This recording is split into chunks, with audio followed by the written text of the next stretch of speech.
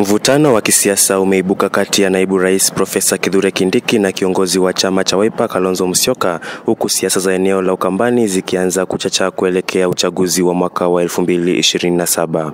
Wiki iliyopita, Profesa Kindiki alitoa wito kwa bwana Kalonzo kuachana na upinzani na kujiunga na serikali ya muungano wa kitaifa inayoongozwa na Rais William Ruto na kiongozi wa ODM Raila Odinga. Hata hivyo, bwana Kalonzo alikataa wito huo na kusisitiza kwamba hatawasaliti wandani wake wa upinzani. Alieleza bayana kuwa ataendelea kupigania haki za Wakenya kupitia upinzani hadi uchaguzi mkuu ujao. Profesa Kindiki hakusita kumjibu, akimkashifu bwana Kalonzo kwa kueneza madai ya uongo dhidi ya serikali ya Kenya Kwanza. Alikerwa na kauli ya Kalonzo kuwa serikali hiyo ina damu mikononi mwake, akiitaja kama ya kupotosha na isiyo ya msingi.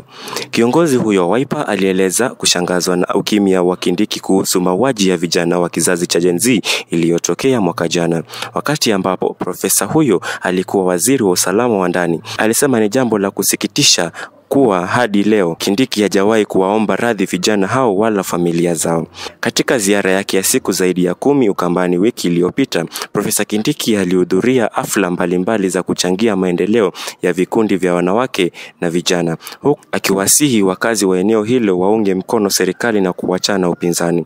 Lakini Kalonzo alimjibu kwa kejeli, akisema Kindiki aliteuliwa kama naibu wa rais kwa nusu ya muhula wa serikali ambayo kwa mtazamo wake haitahudumu zaidi ya kipindi hicho. Alieleza kuwa upinzani utaendelea kuungana kuhakikisha Rais Ruto anashindwa katika uchaguzi wa mwaka 2027 kwa njia ya kidemokrasia. Aidha, Kalonzo alitilia shaka matumizi ya fedha ya serikali kwenye mchango, akieleza kuwa wakati Rais Ruto amepiga marufuku harambee, naibu wake anazunguka kote nchini akitoa michango inayotoka kwenye fedha za walipa ushuru. Aidha, kwa misaada hiyo ni njia ya kununua kura kwa ajili ya uchaguzi wa mwaka 2027.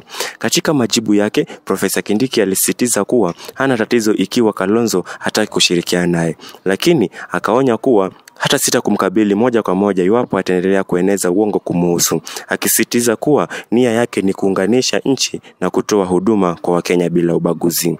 Katika ziara hiyo ya Ukambani, Kindiki alizuru kaunti zote za eneo hilo, akitoa wito kwa wakazi wasikubali kuhudumu katika upinzani bali wajiunge na serikali ili kushiriki kikamilifu katika maendeleo ya taifa.